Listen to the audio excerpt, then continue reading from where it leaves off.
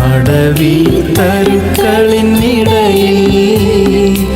ഒരു നായകം എന്ന വണ്ണം, അടവി തരുക്കളിനിടയിൽ ഒരു നായകം എന്ന വണ്ണം, വിശുദ്ധരിൻ നടുവിൽ കാണുന്നേ അതിശ്രേഷ്ഠനായ യേശുവിനെ.